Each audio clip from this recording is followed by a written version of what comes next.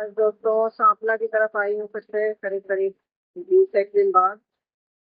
यहाँ पर northern travellers बहुत सारे हैं, मेल फीमेल दोनों। और यूरेशियन फूड्स हैं।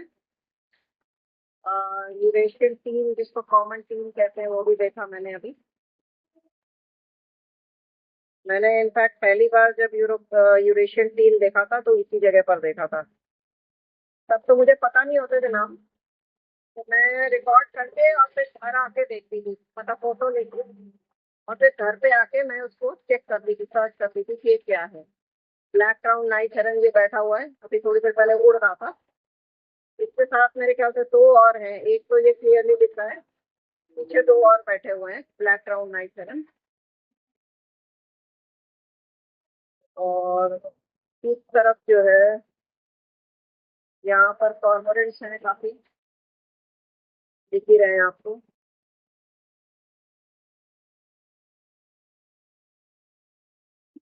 बड़े वाले कॉर्मोरेंट है वो ग्रेट कॉर्मोरेंट है।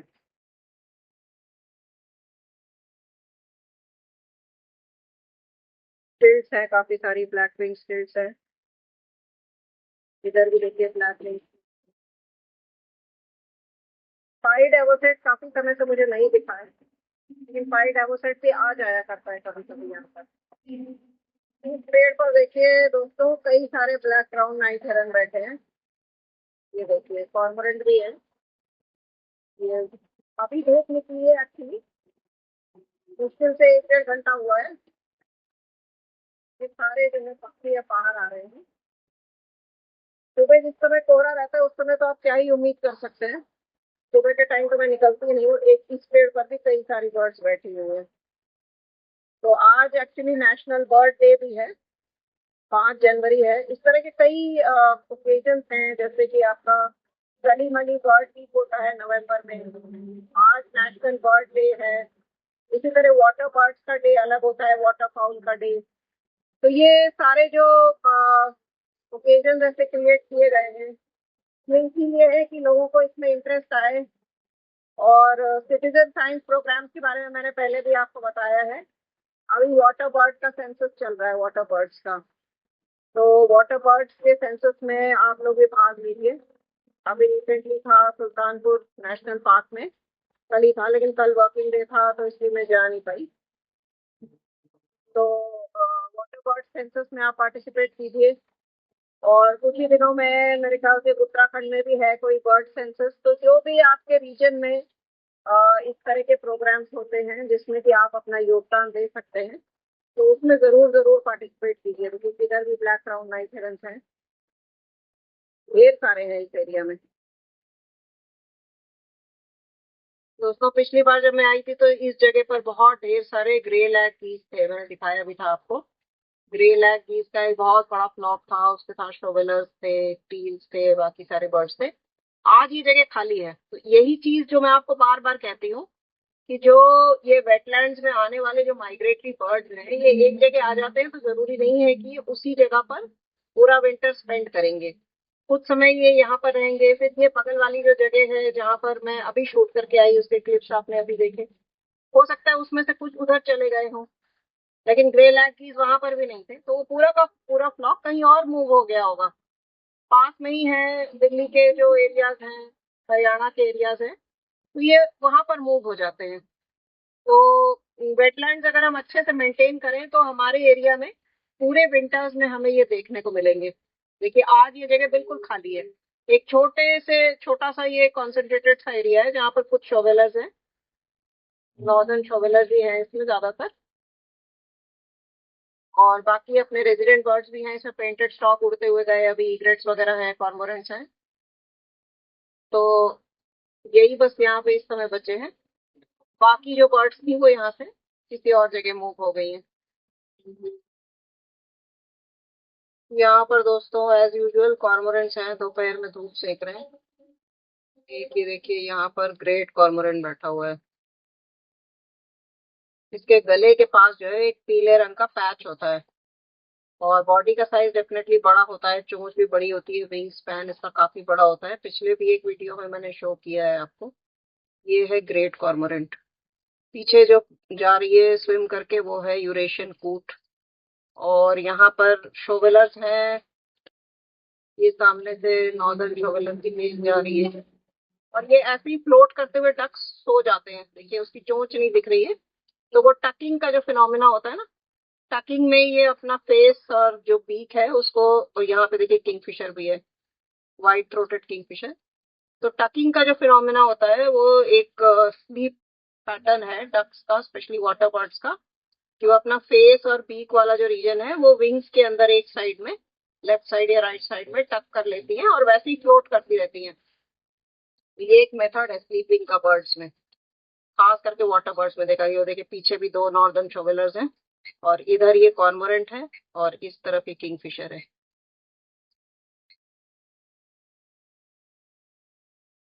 कई सारे मेथड्स होते हैं जिससे कि पक्षी सोते हैं। जो डाल पर टहनी पर बैठती हैं, पेड़ों पर बैठती हैं, उनका अलग तरीका होता है, रूस्टिंग जिसको कहते हैं। वो मैंने एक वीडियो में डिटेल में एक्सप्लेन किया था, और उसका मैं लिंक भी यहाँ पर आपके साथ शेयर कर दूंगी। इसी तरह से एक होता है unihemispheric slow wave sleep, जो कि उन पक्षियों के लिए है जो बहुत लॉन्ग डिस्टेंस से माइग्रेट करके आती हैं और लगातार उड़ती रहती हैं, मतलब बीच में ब्रेक नहीं लेती वो कि दिन के समय उड़ रही हैं, रात में कहीं बैठ के सो रही हैं। वैसा नहीं है, लगातार चौबीसों घंटे उड़ती हैं। तो उनके लिए ये तरीका है कि उनके ब्रेन का एक हेमिस्फीयर जो है वो एक बार में रेस्ट करता है, और दूसरा हेमिस्फीयर इस बात को ध्यान में रखता है कि उड़ते समय वो किसी चीज से टकरा तो नहीं रहे हैं, या उसके ऊपर कोई प्रेडेटर अटैक करने तो नहीं आ रहा है। और उसके बाद फिर वो हेमिस्फीयर आराम करता है, और जो पहले आराम कर रहा था वो एक्टिव हो जाता है। तो इस तरह से ये लोग जो है पूरे पूरे दिन, पूरे पूरे दिन, पूरी पूरी रात उड़ते रहते हैं। तो ये दुनिया ईश्वर ने बड़ी वंडरफुल बनाई है, अगर हम इसको नोटिस करेंगे तो हर चीज में हमें एक मिरेकल नजर आएगा, मतलब कि एक चमत्कार। और नहीं देखेंगे तो बेकार है दुनिया, कुछ भी नहीं है। तो इसलिए ये जो लोग फुल टाइम वर्किंग भी है, मैं भी फुल टाइम काम करती हूँ, तो और लोगों को भी मैं यही कहूंगी कि जब आपको जब भी फुर्सत मिले, आधे एक घंटे का, संडे के दिन जो भी आपको छुट्टी मिलती है, उसमें आप जरूर ऐसा कुछ करिए अपने काम के अलावा जिसमें कि आपको इंटरेस्ट है और जो आपको रिलैक्सेशन देता है, जिसको आप किसी फायदे के लिए नहीं कर रहे हैं, या जिसमें आपका कोई कंपटीशन का कोई इरादा नहीं है। तो जो प्रॉब्लम्स आजकल लोगों में है कि बड़ी जल्दी लोग डिप्रेस हो जाते हैं, बड़ी जल्दी हिम्मत हार जाते हैं, और इतनी बुरी खबरें हमें सुनने में आती है, ये सारी चीजें थोड़ी कम हो जाएंगी। तो जो स्ट्रेस बस्टर्स हैं हमारे पास, जो प्रकृति ने दिए हैं, उनका आप इस्तेमाल क्यों नहीं करते। उसमें से बर्डिंग भी एक है। तो मैं लोगों को कहूंगी अगर आपको थोड़ा बहुत भी इंटरेस्ट है बर्ड्स में, उनको ऑब्जर्व करना शुरू करिए। It is a very good stress buster. दोस्तों यहाँ पर देखिए एशियन ओपन बिल है कई सारे, अभी इसने कुछ मुंह में अपने उठाया भी था। और ये मोलस्क वगैरह खाते हैं जिन पे शेल होते हैं, और इनके जो दो बीक्स के बीच में गैप होता है वो इसीलिए होता है कि उसको तोड़ सके, उसके शेल को तोड़ सके। कई कई बार ये बात मैंने बताई है आपको, आज फिर एक बार बता रही हूँ। तो यहाँ पे कई सारे एशियन ओपन बिल रहते हैं, मैंने एक बार में मेरे ख्याल से 20-25 स्टॉक्स भी रिकॉर्ड किए हैं यहाँ पर। पिछली बार ब्लैक विंग स्टिल्ट और सैंड पाइपर भी थे, अभी भी हैं, ये देखिए उड़ रहे हैं जो छोटे छोटे जो बर्ड्स हैं वो सैंड पाइपर्स हैं। और ये देखिए ये सारे सैंड पाइपर्स में जा रहे हैं।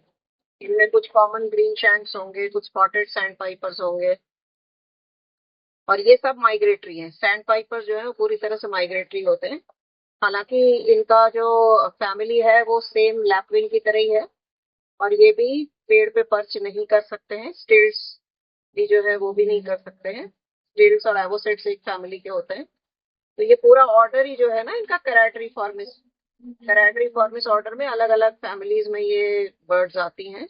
तो कैराटरी फॉर्मिस वाले जितने भी बर्ड्स हैं वो पर्च नहीं कर सकते। देखिए काफी बड़े साइज के हैं sand pipers. Spotted sand pipers हो सकते हैं। स्पॉटेड सैंड पाइपर्स के ऑरेंज कलर की बीक और पैर भी ऑरेंज कलर के होते हैं। और ये जो है ये पॉलीएंड्री इनमें पाई जाती है, खास बात है। इधर भी देखिए ये भी है, सैंड पाइपर है ये भी।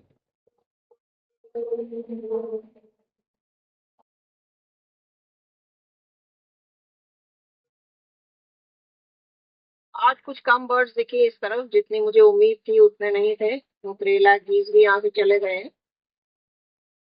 वहां तक देखिए पूरे एशियन ओपन दिन पूरे लाइन से हैं कई सारे। तो जो मैं आपको सिटीजन साइंस प्रोग्राम्स के बारे में बता रही थी, उसमें से एक होता है ग्रेट बैकयार्ड बर्ड काउंट। वो आपका सली वली वीक में भी होता है और इस समय भी होता है। तो उसमें जरूर पार्टिसिपेट करिए। अगर आपके आसपास है कोई वेटलैंड्स, या वेटलैंड्स नहीं भी है, फॉरेस्टेड एरियाज है, फॉरेस्ट बर्ड्स को भी देख सकते हैं।